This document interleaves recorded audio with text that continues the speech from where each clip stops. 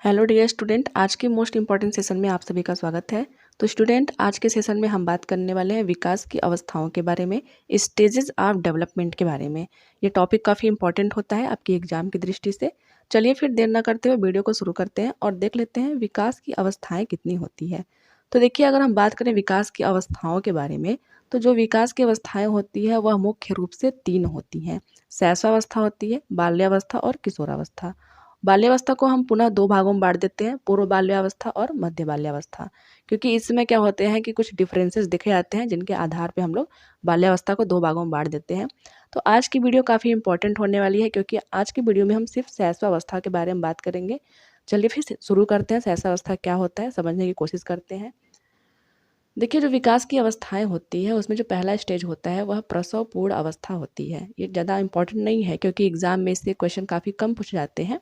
तो हम लोग सिर्फ इतना याद रखेंगे कि जो प्रीनेटल स्टेज है वो 9 महीने या फिर 280 दिन का होता है। 9 महीने तो जनरली सबको पता होता है, लेकिन हम ये याद रखेंगे कि यह 280 दिन का होता है। यह माता के गर्भाधान से शुरू होता है, ये हम लोग जानते हैं। तो ये हमारा हो गया प्रसव पूर्ण अवस्था। हमारा जो पहला अवस्था है शैशवावस्था, जिसको हम लोग बोलते हैं इन्फेंसी स्टेज, यह जन्म से लेकर 2 वर्ष तक होती है। कुछ लोग इसको बोलते हैं 0 से लेकर 2 वर्ष की अवस्था। इसमें क्या होता है, जो शिशु होता है वह पूर्ण रूप से अपने माता पिता पर निर्भर होता है। उसका जो व्यवहार होता है वह मूल प्रवृत्तियों पर आधारित होता है। देखिए, शिशु जो होता है वह माता पिता पर निर्भर होता है, ये बात सही है, लेकिन ये मूल प्रवृत्तियाँ क्या होती हैं? मूल प्रवृत्तियाँ होती हैं कि अगर बच्चे को भूख लगी है तब भी वो रोएगा, अगर उसको वॉशरूम जाना है तब भी वो रोएगा। तो मतलब ये है कि वो अपनी जो आधी फीलिंग होती है वो रो करके और कुछ फीलिंग को वो हँस करके एक्सप्रेस करता है, उसी को बोलते हैं मूल प्रवृत्तियाँ। इसमें क्या होती है, तेज शारीरिक गति होती है, मानसिक विकास ही तेज़ी से होता है। अधिगम की जो अवस्था है इसमें बच्चा सबसे अधिक सीखता है। तो जो आपके मेंटल, अगर मेंटली जो उसकी बात करें कि मस्तिष्क का कितना विकास होता है, तो 0 से लेकर 6 वर्ष की अवस्था तक बच्चे का लगभग 80% माइंड का विकास हो जाता है। और अगर बात करें शारीरिक जो वृद्धि होती है, तो इन्फेंसी स्टेज में सबसे अधिक शारीरिक वृद्धि होती है। इस समय इनके अंदर नैतिकता का अभाव होता है, या नैतिक रूप से इनके अंदर जो है अभाव पाया जाता है। इनको ये नहीं पता है कि हमें कब क्या करना चाहिए। ये समाज में जो है बहुत सारी ऐसी चीज़ें कर देते हैं जिसकी वजह से हम प्रॉब्लम में आ जाते हैं। जैसे ये क्या होता है कि कहीं जाते हैं घूमने, तो ये वहाँ पे रोने लगते हैं सो करके। तो जब ये रोने लगते हैं तो इनको ये नहीं पता है कि ये हमारे नैतिक रूप से या हमारे ऊपर क्या प्रभाव डाल रहा है। इनके अंदर नैतिकता का अभाव होता है। वहीं अगर हम लोग अगला बात करें, तो इस समय क्या होता है, इनका प्राथमिक समाजीकरण की प्रक्रिया होती है। इस समय इनका प्राथमिक समाजीकरण होता है, इसका मतलब ये है, देखिए, प्राथमिक समाजीकरण का मतलब ये होता है कि जब बच्चा पहली बार अपनी फैमिली से मिलता है, उसका जो प्राथमिक सोशलाइजेशन होता है वो उसकी फैमिली से ही होता है। अब हम बात करेंगे कि बच्चे के शरीर में कैसे-कैसे परिवर्तन होते हैं, कैसे-कैसे उसका विकास होता है। देखिए, जब बच्चा 2 से लेकर 3 मंथ का होता है, तो वह अपने सर को जो है स्थिर रखना, उसे उठाना तथा हाथ फेंकना सीखता है। जब बच्चा 2 से 3 मंथ का होता है, तो वो अपना हाथ और पैर फेंक के हल्का-फुल्का खेलता है। जब वो 4 से 5 मंथ के एज का होता है, तो क्या करता है, हाथ से खिलौने को उठाने की कोशिश करता है। तो इस समय इसकी मांसपेशियाँ बहुत ही कम विकसित होती हैं, तो सिर्फ़ उठाने की कोशिश करता है। जब बच्चा 6 मंथ का होता है, तो बिना किसी की सहायता से वो बैठना सीख जाता है। हमारे लिए इम्पॉर्टेंट है कि बच्चा बैठना कब सीखता है, तो 6 मंथ की अवस्था में बच्चा बैठना सीख जाता है। वहीं अगर हम लोग 7 से 10 मंथ की बात करें, तो बच्चा रेंगना शुरू कर देता है। रेंगने का मतलब ये होता है कि वह घुटनों के बल चलना सीख लेता है। तो हम लोग ये याद रखेंगे कि बच्चा पहले बैठना सीखता है, उसके बाद घुटनों के बल चलना सीखता है। आगे हमारा है, जब बच्चा 10 मंथ के बाद का हो जाता है, तो वह अपना पहला कदम चलने के लिए ओर बढ़ाता है। मतलब बच्चा जब 10 मंथ का हो जाता है तो वह चलना सीखता है। वहीं जब वो 6 मंथ का होता है तो क्या करता है, बैठना सीखता है। 7 से 8 मंथ में वो अपने घुटनों के बल चलना शुरू करता है, और 10 जब मंथ का होता है तो वह अपना पहला कदम बढ़ाता है।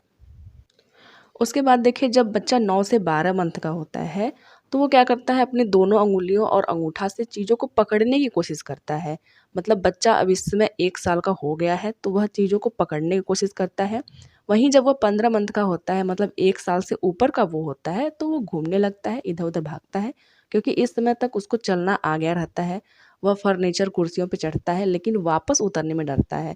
वो चढ़ने को तो चढ़ जाता है, जैसे मान लीजिए वो किसी कुर्सी पे चढ़ गया, लेकिन जब उसको उतरना होता है तो उसको काफ़ी डर लगता है, तो वह उतरने में जो है वो डरता है। वहीं बात करते हैं, जब बच्चा 18 मंथ का होता है, तो इस समय वो अपना बैलेंस स्टेबल कर लेता है, वह वापस भी उतर जाता है और चढ़ भी जाता है। और उसके बाद अगर हम लोग बात करें कि जब वो लगभग 2 साल का हो जाता है, तो वह चीज़ों को फेंकना सीख जाता है। साइकिल जो उसका छोटा वाला है उसमें पैडल मारना सीख लेता है, स्टार्ट करना सीख लेता है। तो ये बच्चे के अंदर चेंजेज़ आते हैं। आगे हम बात कर लेते हैं लैंग्वेज डेवलपमेंट। बच्चे के जो भाषा का विकास है वो कैसे होता है। तो देखिए जब बच्चा छोटा होता है तो वह कुछ जानता नहीं है, तो उसके जितने भी कम्युनिकेशन होते हैं उसको वह रो कर बताता है। वह कुछ भी उसको दिक्कत है या फिर कुछ भी उसको भूख लगी है, प्यास लगी है, कुछ भी, तो वह रो करके अपनी कम्युनिकेशन करता है। जब वो रोने लगता है तो उसकी मम्मी को समझ में आता है कि ज़रूर इसको कुछ ना कुछ प्रॉब्लम है या फिर कुछ ना कुछ इसको चाहिए। वहीं जब बच्चा 2 से 3 महीने का होता है तो वो वोवेल साउंड निकालना शुरू करता है। इसका मतलब जब वो अपने आप सोया हुआ है, कोई है या फिर नहीं है उसके पास, वो ई करके बोलता रहता है, तो ये वोवेल साउंड निकालना शुरू करता है। जब 3 से 4 महीने का आयु का होता है तो वह व्यंजन ध्वनियों को जैसे ब, क, म, ग, प इत्यादि इन सब चीज़ों को निकालना शुरू करता है। मतलब ये है कि जब वो 2 से 3 महीने का है तो वो वोवेल साउंड निकाल रहा है, 3 से 4 महीने का है तो वह व्यंजन ध्वनियों को निकाल रहा है। लेकिन ये सिंगल ध्वनियाँ हैं, मतलब एक ही है, ये वाक्यों को नहीं बोल पा रहा है। जब बच्चा 4 महीने के आस-पास होता है तो वह व्यंजन और स्वर दोनों ध्वनियों को मिलाकर बोलता है। ऐसा कुछ वो आ, पा, गा, गा ऐसे करके कुछ वो बना लेता है अपने से और कुछ अजीब-सी ध्वनि निकालना शुरू करता है, जिससे उसके होठ और मुँह पे नियंत्रण होना शुरू हो जाता है। जब अपने वो होठों और मुँह पे नियंत्रण करना शुरू कर देता है, तभी वो स्वर और व्यंजन की ध्वनियों को मिला के बोलना सीखने लगता है। आगे देख लेते हैं। देखिए जब बच्चा 6 महीना का होता है तो वो बबलिंग शुरू कर देता है, बड़बड़ाना शुरू कर देता है। वह कुछ अपने अंदर ही बोलना शुरू करता है। जब 7 महीने का जब बच्चा होता है तो वह आवाज़ों की नकल करना शुरू कर देता है। जैसे मान लीजिए घर में जो माता-पिता बोलते हैं, वह उसको नकल करना शुरू कर देता है, इसका मतलब सीखना शुरू कर देता है।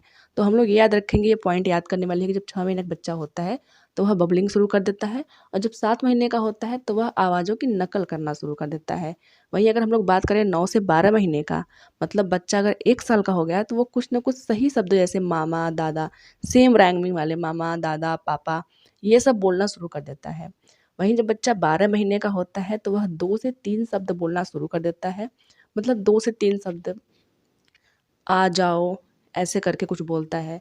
जब वह 18 से 24 महीने का होता है तो 2-3 शब्दों को जोड़कर बोलना सीख जाता है, छोटा-सा वाक्य बना लेता है। देखिए ये काफ़ी इम्पोर्टेंट है क्योंकि इसको हम लोग बोलते हैं टेलीग्राफिक स्पीच। ये आपसे एग्ज़ाम में पूछ सकता है कि जो टेलीग्राफिक स्पीच वाली जो अवस्था है, वह बच्चा जब कितने महीने का होता है तो करता है। तो हम लोग बोल देंगे कि जब बच्चा लगभग 2 साल का होता है, तो वह टेलीग्राफिक स्पीच करता है, मतलब 2 से 3 शब्दों को बोल कर के वो जोड़ कर के वो बोलता है।